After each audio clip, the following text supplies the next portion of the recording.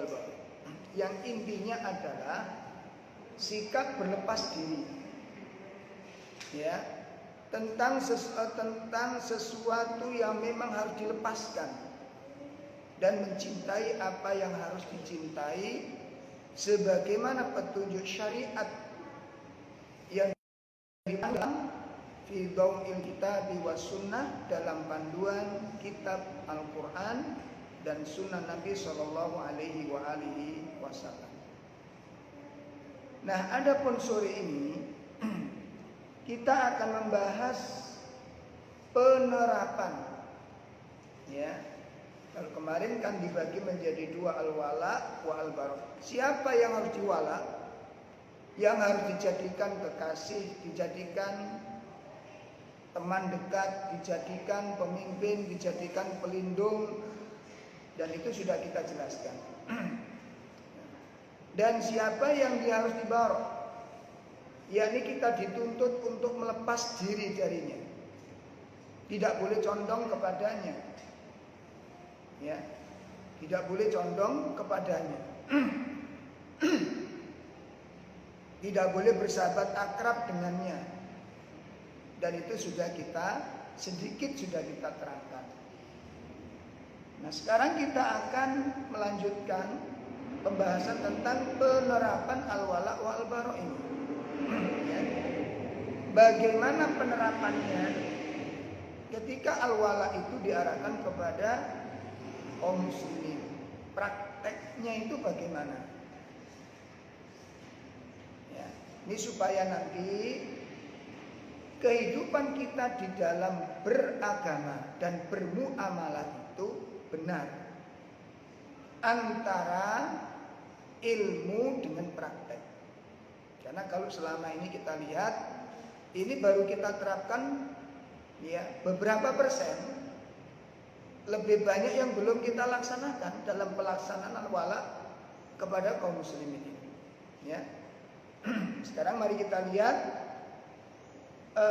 ada 5 macam, ya, ada 5 macam. Ini untuk pembahasan yang sederhana, ya, secara mukhtasar, secara singkat. Di dalam menerapkan al-wala kepada kaum muslimin. Yang pertama adalah at-ta'awan, saling menolong di antara mereka. Ya. Jadi praktek di dalam al-wala, loyalitas kepada suatu kaum itu adalah membantu dan menolong kaum muslimin bil amwal wal anfus, yaitu dengan jiwa dan dengan harta dan dengan jiwa. Ini penerapannya. Hal ini sebagaimana yang telah dijelaskan oleh Allah Subhanahu wa taala di dalam surat At-Taubah ayat 71. Ya, surat At-Taubah pada ayat 71. Di ayat tersebut Allah Subhanahu wa taala menjelaskan, a'udzubillahi minasyaitonir rajim, wal mu'minuna wal mu'minatu ba'duhum awliya'u ba'd ya'muruna bil ma'rufi wa yanhauna 'anil munkari wa yuqimuna as-salata wa yu'tuna az-zakata wa yuti'una Allaha wa rasulahu ulaika sayarhamuhumullah innallaha azizun hakim. Dan orang-orang yang beriman, laki-laki dan perempuan, sebagian mereka menjadi penolong bagi sebagian yang lain, ya. Mereka menyuruh berbuat yang ma'ruf dan mencegah dari yang mungkar. Mereka melaksanakan sholat, menunaikan zakat dan taat kepada Allah dan Rasulnya. Mereka akan diberikan rahmat oleh Allah Subhanahu wa ta'ala. Sungguh Allah Maha Perkasa lagi Maha Bijaksana. Nah, ikhwatul iman rahimani wa rahimakumullah, mari kita lihat, Ya, bagaimana praktek realisasi yang harus diwujudkan oleh seorang muslim kepada muslim yang lain. Praktek dan sikap serta tindak tanduk seorang mukmin kepada orang mukmin yang lain. Coba ini kita simak ayat. Kalau di situ kita lihat wal mukminun wal mukminat, orang mukmin laki-laki dan perempuan antara yang satu dengan yang lain itu aulia, penolong. Ya. Nah, kalau di situ ada kata-kata aulia, di mana yang satu menolong yang lain, yang satu membantu yang lain, berarti di sini umat Islam itu ada masalah, ada problem yang dihadapi oleh sebagian kaum muslimin. Nah, problem kaum muslimin itu adalah problem bagi umat Islam yang lain. Ya. Problem orang-orang mukmin yang satu itu problem bagi orang mukmin yang lain. Maka di situ dibutuhkan bantuan bagi kaum muslimin yang diberikan kelapangan dan kemampuan untuk memberikan bantuan kepada orang-orang mukmin yang sangat membutuhkan. Ya. Ini petunjuk dari Al-Quran. Petunjuk dari Al-Quran. Adapun petunjuk dari Nabi Shallallahu Alaihi Wasallam, di mana Rasulullah Shallallahu Alaihi Wasallam bersabda, "Wa man kana fi hajati akhihi, kana Allahu fi hajatihi." Ya. Barang siapa yang memperhatikan kebutuhan saudaranya, barang siapa yang memenuhi kebutuhan saudaranya, mencukupi kebutuhan saudaranya, kanallahu fi hajatihi, maka Allah akan memenuhi kebutuhan-kebutuhannya. Kita simak lagi nasihat ini, nasihat yang kedua. Ya. Jadi kalau orang mukmin itu memenuhi kebutuhan saudara mukmin yang lain, ya, kalau orang mukmin memenuhi kebutuhan saudara mukmin yang lain, maka kebutuhan orang yang memenuhi tadi akan dipenuhi oleh Allah Subhanahu wa taala. Ya. Maka dengan adanya hadis ini, ya, kita perhatikan hadis ini diriwayatkan oleh Imam Bukhari dan Imam Muslim. Ini menunjukkan apa? Menunjukkan bahwa orang mukmin yang satu dengan orang mukmin yang lain harus punya hubungan yang spesial. Ini kesimpulannya di sini. Ya. Orang mukmin yang satu dengan orang mukmin yang lain harus punya hubungan, harus bersambung, harus nyambung, dan harus saling memperhatikan. Perhatikan kalimatnya. Kalau dikatakan aulia, penolong, kan kita harus tahu apa yang perlu ditolong. Maka bagaimana mungkin kita akan menolong, memenuhi kebutuhan saudara kita kalau kita nggak tahu keadaannya? Mungkin nggak ayat ini bisa kita praktekkan? Mungkin nggak hadis Nabi, petunjuk dari Nabi yang mulia ini, yang sangat istimewa ini, bisa kita laksanakan kalau antar orang mukmin dengan mukmin yang lain tidak mengetahui keadaan? Maka itu tidak akan bisa terjadi. Ya, ayat ini tidak akan terwujud kalau orang mukmin dengan orang mukmin yang lain tidak tahu bagaimana keadaan saudaranya. Yang perlu dibantu apa? Yang butuh bantuan siapa? Kebutuhannya apa? Tidak mungkin itu bisa kita laksanakan kalau kita berdiam diri dan tidak ada komunikasi. Tidak mungkin. Ini pertama, kesimpulan dari Al-Quran dan hadis ini tadi. Ini pertama. Yang kedua, batasan orang dikatakan mukmin itu di mana letaknya? Nih. Karena sekarang kan sudah simpang siur, carut marut, tercerai berai umat Islam ini. Carut marut, yang satu dengan yang lain udah gak menampakkan sebagai ayat ukhuwah Islamiyah, udah kabur ini. dikaburkan oleh beberapa peristiwa-peristiwa, itu karena kejahilan-kejahilan yang menimpa kepada kita semua. Ya. Batasan, jadi yang kedua pelajarannya apa? Batasan orang disebut mukmin itu di mana? Batasannya kayak apa? Sampai di mana orang disebut mukmin ini? Sehingga nanti punya hak dan punya kewajiban. Ya. Dan ini kaum muslimin secara menyeluruh harus paham. Makanya disinilah ayo ikhwah, Bapak Ibu, pentingnya kita belajar. Pentingnya mengkaji Al-Quran, pentingnya mengkaji Sunnah. Kenapa? Karena ini akan menunjukkan kepada kita, memberikan jawaban-jawaban kepada kita terhadap persoalan-persoalan yang sedang dihadapi oleh kaum muslimin hari ini. Kalau sekarang itu beda madhab saja kan sudah perang. Hari ini loh.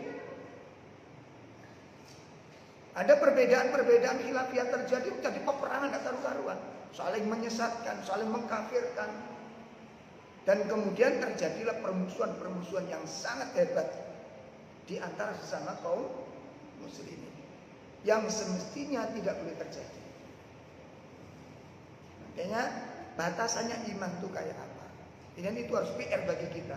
Coba pertanyakan, batasan disebut mukmin itu batasannya apa? Sehingga nanti, apa sih ini pentingnya?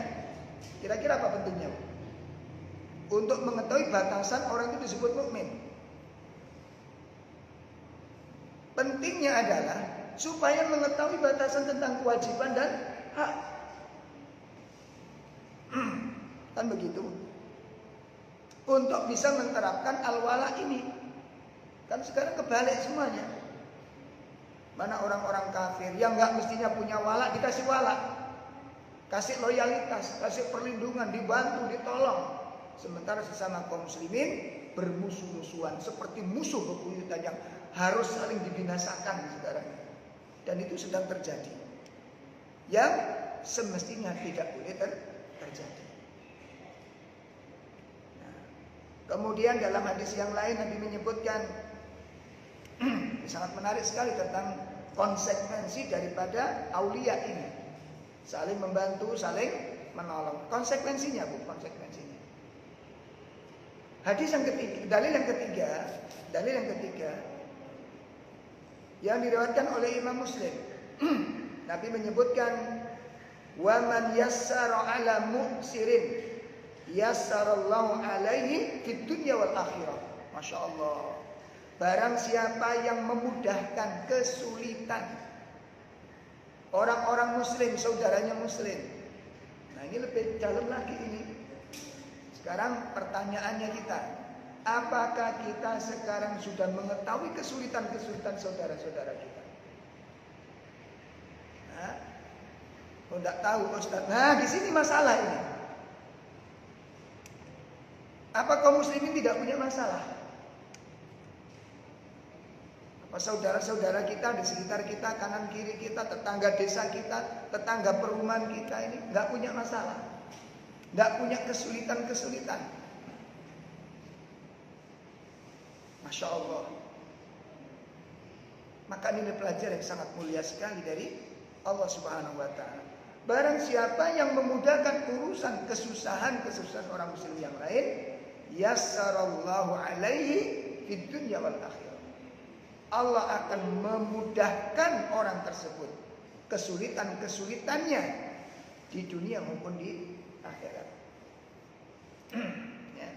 Jadi kalau ada seorang muslim di antara kita peduli, tahu, mengerti, teliti dengan keadaan saudara muslim yang lain, lalu kita temukan di sana bahwa dia memiliki kesulitan-kesulitan. Nah, kesulitan orang itu kan macam-macam. Betul apa enggak? Ada ada kesulitan ekonomi. Masalah muamalah dengan sosialisasi dengan keluarganya lancar, tapi ekonominya seret. Ada lagi yang ekonominya lancar, sosialnya yang seret. Ya, komunikasi dengan keluarga, komunikasi dengan istri, komunikasi dengan suami. Ini persoalan-persoalan dan kesulitan-kesulitan. Intinya apa? Beban. Sampai di sini kita dituntut. Jadi kan ini memberikan sinyal kepada kita semuanya bahwa Al-Quran dan Sunnah Nabi menganjurkan orang mukmin yang satu hendaknya mengetahui kesulitan dan beban saudara-saudara yang lain. Tuntutannya di situ. Nah, kalau nanti kita sudah keluar membantu mereka, memudahkan kesulitan-kesulitan mereka, Allah menjanjikan yassarallahu alaihi fid dunya wal akhirah. Allah akan memberikan kemudahan membantu mereka, ya, menghilangkan beban-beban mereka, menghilangkan kesulitan-kesulitan mereka, baik itu kesulitan-kesulitan dunia maupun kesulitan-kesulitan akhirat. Masya Allah. Ini yang dimaksud dunia hasanah itu, yang kita minta-minta. Makanya kalau kita ingin tercapai doa yang kita panjatkan, dunia hasanah wa fil akhirati hasanah, salah satu jalan yang harus ditempuh adalah apa? Memberikan kemudahan-kemudahan kepada orang-orang muslim yang mendapatkan kesulitan-kesulitan. Itu kalau doa kita ini dikabulkan oleh Allah terhadap dunia hasanah yang setiap kali kita baca itu. Jadi urusan-urusan kesulitan kita akan dijauhkan oleh Allah Subhanahu wa taala. Beban-beban akan dijauhkan oleh Allah Subhanahu wa taala. Syaratnya bagaimana? Apa tadi? Memudahkan kesulitan-kesulitan, menghilangkan kesulitan-kesulitan orang lain. Ini praktek pertama. Yuk, mari kita pelajari bersama sekarang. Kita mulai pelan-pelan. Ini kalau nggak dipraktekkan nggak akan jadi ilmu yang bermanfaat. Dan wala tidak akan terwujud. Akidah al-wala tidak akan terwujud. Dimulai dari mana ini? Dimulai dari orang yang paling punya hak. Kerabat-kerabat kita dilihat dari kaum muslimin ini. Ya, yang mungkin selama ini kita sibuk dengan kepentingan diri sendiri. Ya, sing penting kalau orang Jawa bilang itu, sing penting wetenge dhewe wareg. Nah, sekarang dirubah. Sekarang dirubah. Mengetahui keadaan saudara-saudara kita, kerabat-kerabat kita. Ini pertama. Ya, harus ada langkah. Baik, yang kedua.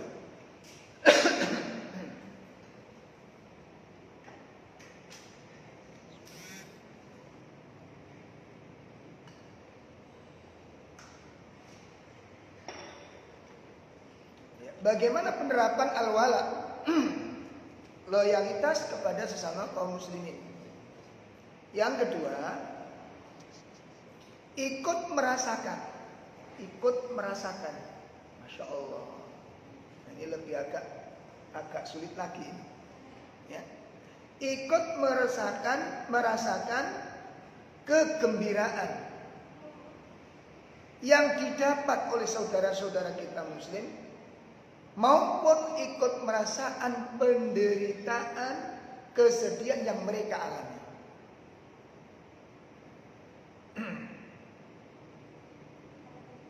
Ini penerapan yang kedua. Bagaimana menerapkan al-wala kepada sesama kaum muslimin. Ikut merasakan kegembiraan mereka yang mereka raih, yang mereka dapatkan, dan juga ikut merasakan penderitaan, musibah yang mereka alami. Nah, di sini perlu kita catat, ayat rahimani wa rahimakumullah, para bapak dan ibu sekalian yang dimuliakan Allah. Kenapa ini bisa terjadi? Karena hubungan sosial antara umat Islam yang satu dengan yang lain itu digambarkan seperti tubuh yang satu. Nah, perhatikan di sini. Ini nanti akan menjadi cambuk bagi kita semua. Ya, akan menjadi cambuk bagi kita semua. Hubungan sosial antara umat Islam yang satu dengan yang lain itu digambarkan oleh Al-Quran, oleh Sunnah Nabi seperti tubuh yang satu. Kama qala Nabi sallallahu alaihi wasallam, sebagaimana disebutkan oleh Nabi sallallahu alaihi wasallam, mathalul mu'minina fi tawaddihim wa tarahumihim kamathalil jasadil wahid. Perumpamaan, kata Rasulullah. Ya, perumpamaan hubungan antara orang mukmin yang satu dengan yang lain di dalam belas kasihannya, ya, dan di dalam kasih sayangnya antara yang satu dengan yang lain, kamatsalil jasadil wahid, seperti tubuh yang satu. Seperti tubuh yang satu. Ya. Bagaimana tubuh yang satu itu di dalam bereaksi? Idza staka minhu 'udwun tada'a lahu sa'irul jasadi bil humma was sahar. Apabila satu anggota tubuh merasa sakit, perhatikan ya. Apabila satu anggota tubuh merasa sakit, maka seluruh jasadnya itu akan merasakan demam. Ya. Merasakan demam. Dan satu jasad itu tidak bisa tidur semuanya. Coba antum bisa bayangin. Si paling gampang apa sakit gigi? Yang paling gampang. Atau sakit perut. Atau sakit kepala. Satu yang sakit.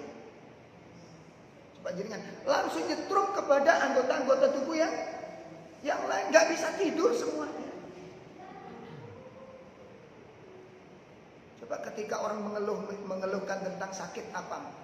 Mencret. Ya, mencret satu bisa. Semalam gak bisa tidur. Kena diare saya. Yang diare kan bukan kepalanya. Yang diare kan bukan kakinya. Yang diare kan bukan tangannya.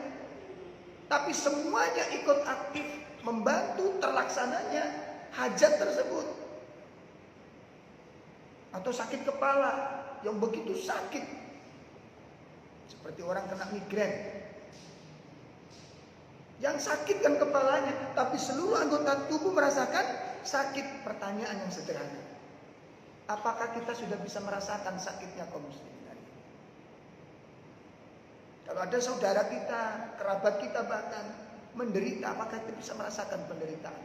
Kalau belum, perhatikan, kalau belum, berarti persaudaraan antara kaum muslimin dengan yang lain belum terbentuk di hati kita. Belum terbentuk di hati kita. Karena ini kan rasa yang akan bekerja ini rasa, pikiran dan hati kita yang merasakan. Ya, makanya tolong dalam mencatat dalil, dalam menulis dalil, jangan cuma ditumpuk-tumpuk dalil ini. Karena kita sudah terlalu banyak dalil. Ya. Tetap kita catat sebagai kekayaan ilmu kita, sebagai panduan hidup kita supaya nanti benar kita di dalam menjalaninya. Pertanyaan sederhana itu, sudahkah kita bisa merasakan penderitaan saudara kita yang hari ini menderita? Mungkin di tempat yang lain, ibu-ibu sekalian, ada seorang yang gak punya rumah. Dia kos.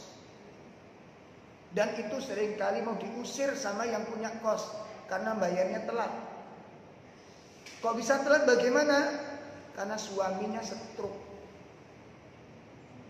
Sang ibu jualan dan itu gak laku-laku karena dalam kondisi warung semuanya sepi sekarang. Tahukah kita keadaannya? Bisakah kita merasakan penderitaannya? Kesedihannya? Jadi dia harus berjuang keras untuk bisa mendapatkan uang. Satu, untuk bisa mendapatkan tempat tinggal. Ini kita temukan di beberapa tempat. Belum lagi ada keluarga yang bingung mencari untuk dimakan. Tempat sudah ada, pekerjaan nggak ada. Ini berapa ribu kaum muslimin yang mengalami seperti ini. Tapi di sisi yang lain kita bisa melihat bagaimana kaum muslimin bingung menghabiskan harta. Bingung mau belanja apa itu bingung karena terlalu banyak yang sudah dikonsumsi. Ini kan gak klop namanya. Gak pas. Di sisi yang lain bingung besok harus rekreasi kemana. Bingung rekreasi. Sementara kita lihat di sisi yang lain seperti tadi yang saya ceritakan. Untuk yang dimakan aja sulit. Makanya alhamdulillah kami dengan teman-teman membentuk komunitas yang namanya MPU itu, dan kita stok yang namanya sembako tidak boleh sepi. Karena setiap saat itu ada yang datang, istri nggak bisa masak karena sudah sampai anak-anak sampai asar itu anaknya nggak dikasih makan. Di tahun ini, di abad ini, di zaman sekarang, di bulan ini, bukan di zaman sahabat Nabi, bukan, di zaman kita hari ini, di bulan kita hari ini. Makanya saya pesan teman-teman, posko kita nggak boleh sepi stok sembako, harus siap terus. Dan alhamdulillah berkat dengan kerjasama dengan muhsinin, semuanya terpenuhi. Masya Allah. Masya Allah. Ini makanya di sini ibu harus, bukan kita disibukkan cuma ngaji, harus tetap semangat, harus nyari ilmu, harus menguasai dalil, harus. Tapi yang lebih penting diantaranya setelah itu apa? Mempraktekkan ilmu ini. Coba sekarang kita gambarkan, kita gembar-gembor setiap khutbah Jumat, khutbah Idul Fitri selalu dikumandangkan orang Muslim dengan Muslim itu saudara, seperti tubuh yang satu. Prakteknya kayak apa sih sebenarnya? Mulai dari mana kita prakteknya? Ya, kalau kita tubuh yang satu kan jelas nih ya, si sakit ikut apa namanya ini? Mencet untuk menyembunyikan, merasakan, itu ikut jelas sekali gitu. Sibuk yang lain, ya, sibuk yang lain. Jadi ini apa namanya, penerapan yang kedua, ikut merasakan apa? Kegembiraan yang mereka raih dan ikut merasakan penderitaan yang mereka alami. Karena tuntutannya di sini, umat Islam, hubungan umat Islam yang satu dengan yang lain itu seperti apa? Tubuh yang satu. Bahkan dikuatkan dengan dalil yang kedua, kata Nabi SAW menyebutkan, al-mu'min lil mu'min kal bunyan yashuddu ba'duhu ba'dhan. Masya Allah. Hubungan orang mukmin yang satu dengan yang lain, perhatikan, hubungan orang mukmin yang satu dengan yang lain, kal bunyan, seperti suatu bangunan. Lihat bangunan masjid ini, apa berdiri sendiri, tegak dalam satu keadaan? Enggak. Itu tersusun antara apa namanya, pokok yang lain dengan pilar-pilar yang lain.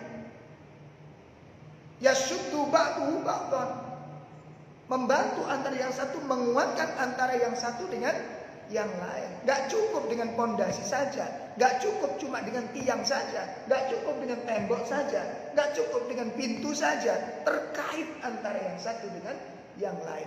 Coba dahsyatnya hubungan komunikasi, keadaan dan kondisi orang-orang mukmin kalau sesuai dengan petunjuk Al-Quran dan Sunnah Nabi SAW. Sangat indah sekali. Kalbunyan, seperti apa tadi? Sebuah bangunan. Kita lihat bangunan ini, masjid ini bisa tegak, itu karena pilar yang satu dengan pilar yang lain saling terkait, saling mendukung, saling membantu, saling menguatkan. Yashuddu, mengikat. Nah, makanya dengan adanya dalil ayat ini, hadis ini memberikan penjelasan kepada kita yang sangat dalam. Syekh Salim Al-Hilal ketika mensyarah hadis ini, ketika menjelaskan hadis ini, beliau mengatakan apa? Wujubut ta'awanu bainal mu'minin 'alal birri wat taqwa. Wajib hukumnya. Masya Allah. Wajib hukumnya. Ya.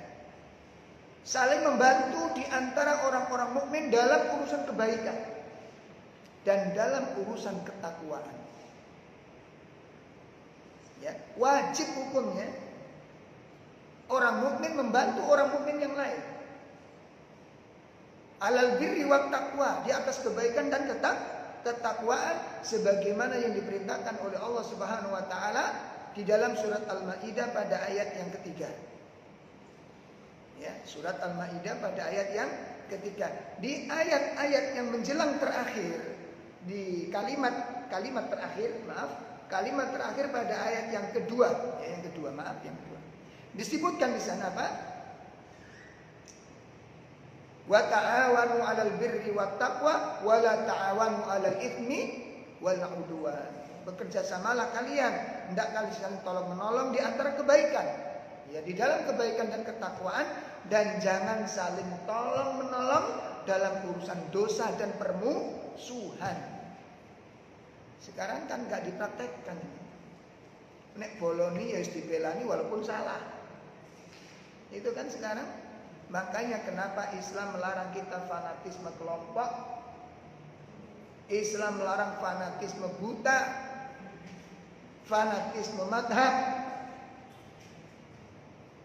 Karena nanti terjadi ketika temannya berbuat salah, yang disalahkan.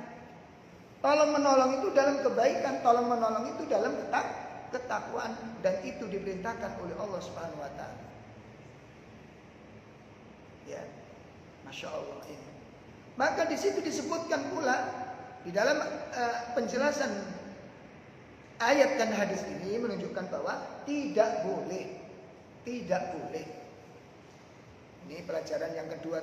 Pertama tadi, wajib antara orang mukmin dengan mukmin saling menolong, saling membantu dalam kebaikan dan ketakwaan. Dan tidak boleh melukai sekecil apapun kepada sama kaum muslimin tanpa alasan yang benar. Insya Allah, perhatikan ini, perhatikan. Ya, tidak boleh melukai sekecil apapun, Ya,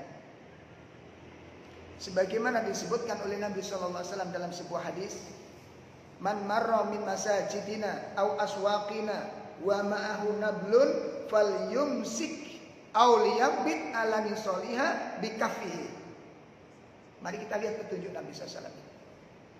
Barang siapa yang berjalan, ya, barang siapa yang berjalan di masjid-masjid kami atau di pasar-pasar kami.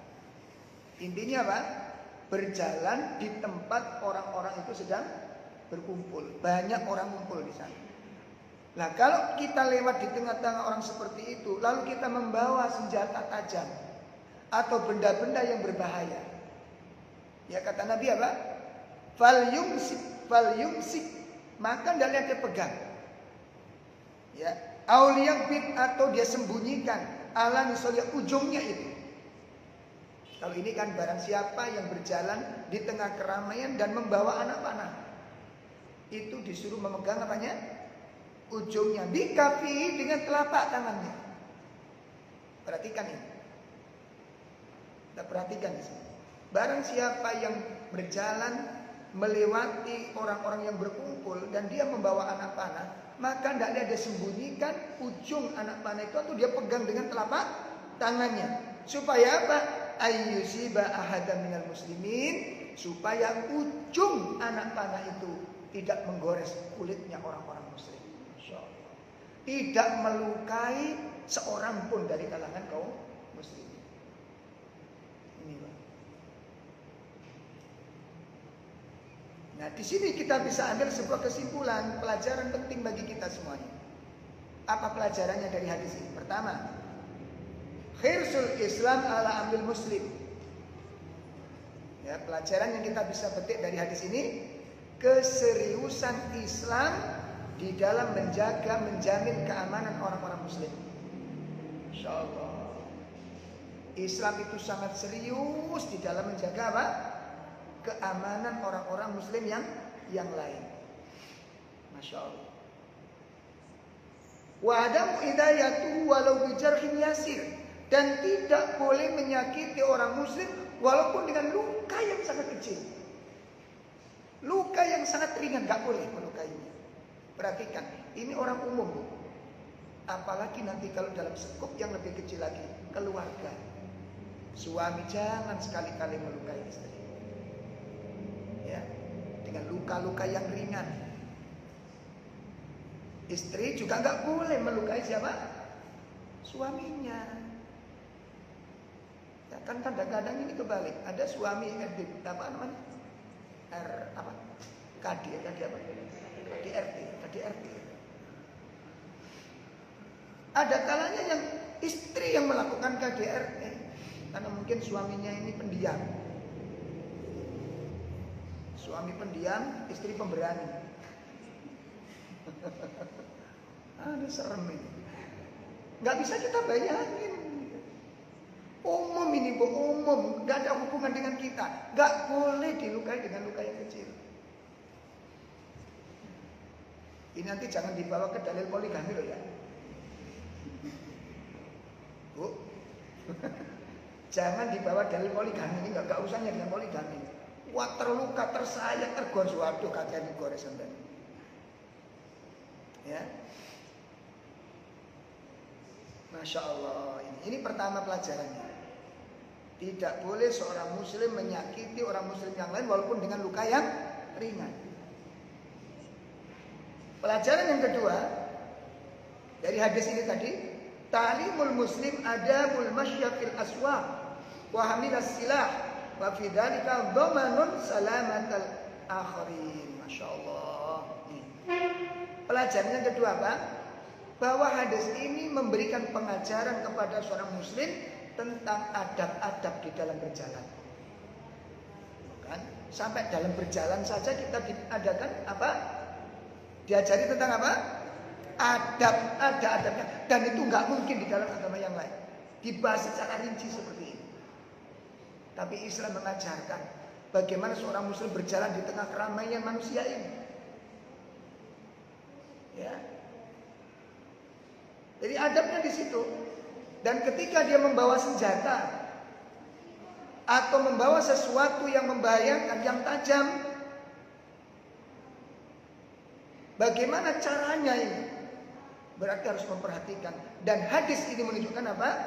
Dhamanun salamatal akhirin, merupakan jaminan keselamatan bagi orang lain.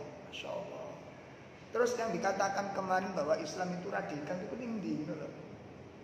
Jenengan lihat hadis ini, jenengan rasakan peran hadis ini.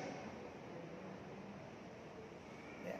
Kok malah yang belajar ahli hadis bahasa Arab, hafal Quran katanya apa namanya terinfeksi apa?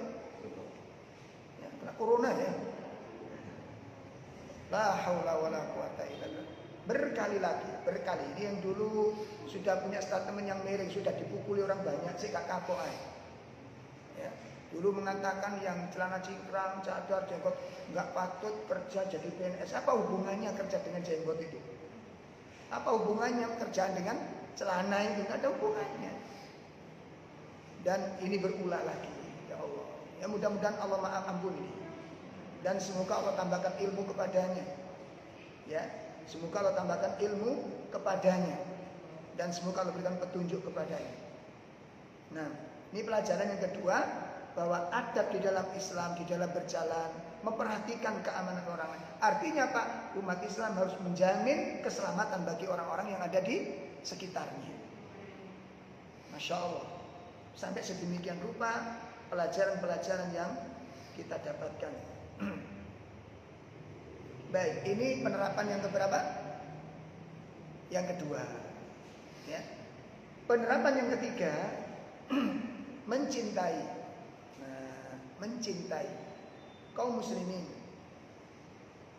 ya, dan mendoakan doa kebaikan kepada mereka. Masya Allah, ya, mencintai kaum muslimin dan mendoakan kebaikan kepada mereka. Sebagaimana yang telah diajarkan oleh Nabi SAW dalam sebuah hadis. Wan Anas radhiyallahu anhu Nabi sallallahu alaihi wasallam, dari sahabat Anas radhiyallahu an, Nabi sallallahu alaihi wasallam bersabda, la yu'minu ahadukum. Ya, tidak sempurna iman salah seorang di antara kalian. Nabi menafikan kesempurnaan iman seseorang. Nabi menafikan, tidak mengakui kesempurnaan iman seseorang. Hatta yuhibba li akhihi ma yuhibbu li nafsi. Ya, sehingga dia mencintai kebaikan untuk saudaranya seperti dia mencintai kebaikan untuk dirinya sendiri. Di situ ada mahabbah, ada kecintaan yang harus dimiliki orang-orang muslim terhadap orang muslim yang lain.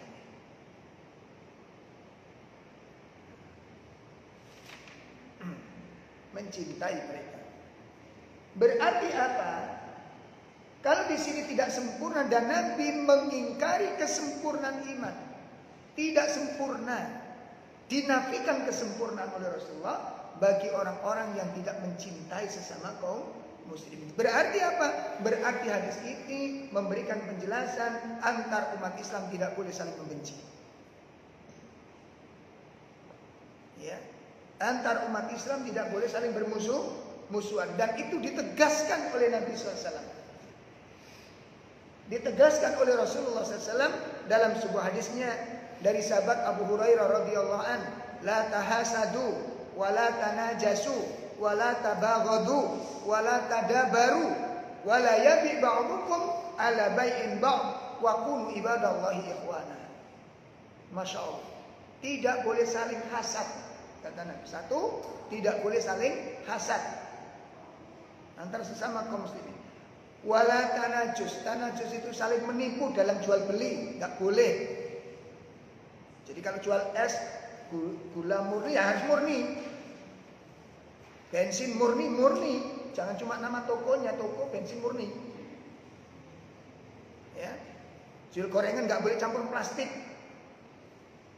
Minyak yang sudah enggak layak dibuang.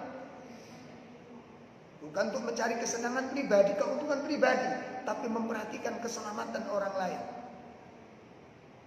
Nabi mengatakan demikian, tidak boleh saling hasad, tidak boleh saling tanajus, saling menipu dalam jual beli. Yang ketiga, wala tabaghadu, kata Nabi, jangan saling membenci. Ya Allah, ini dilanggar semua hari ini. Hari ini hadis ini diurai-urai sesama kaum muslimin.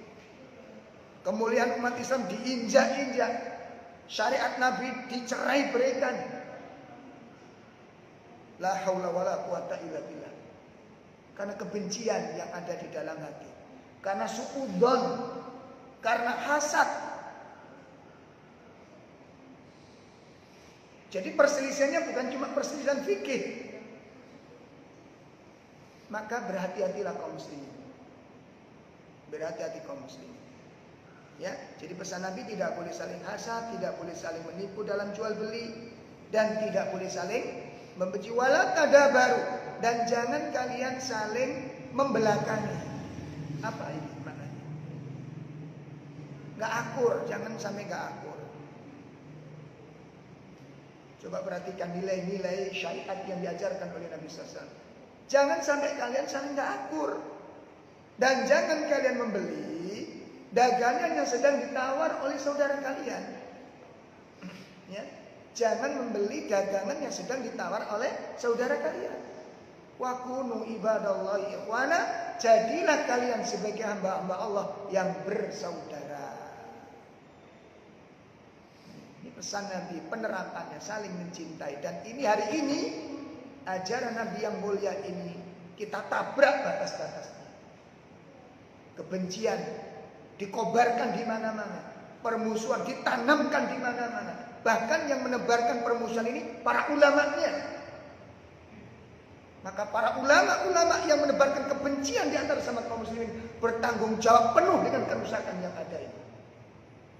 Seluruh ulama yang ikut menebarkan kebencian, ya, membakar emosi umat ini dan saling menyebarkan fitnah dan tuduhan-tuduhan keji kepada umat Islam yang lain, maka semua dosa yang terjadi di dalamnya, ulama-ulama tersebut bertanggung jawab atas dosa semua umat ini.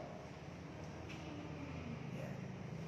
Dan mereka harus bersiap-siap mempertanggungjawabkan dosa-dosa yang besar ini. Saling memfitnah, saling mencela, saling melaknat, bahkan saling menyerang sudah terjadi. Maka ulama-ulama yang menjadi tokoh-tokoh di dalam penyebaran fitnah dan permusuhan bertanggung jawab penuh atas dosa-dosa yang dilakukan oleh para pengikutnya ini. Bertanggung jawab penuh atas dosa-dosa. Maka saya himbau kepada kaum muslimin, ya, adapun perbedaan-perbedaan dalam masalah fikih itu sudah terjadi di zaman Nabi, sudah terjadi. Para sahabat terjadi perbedaan pendapat.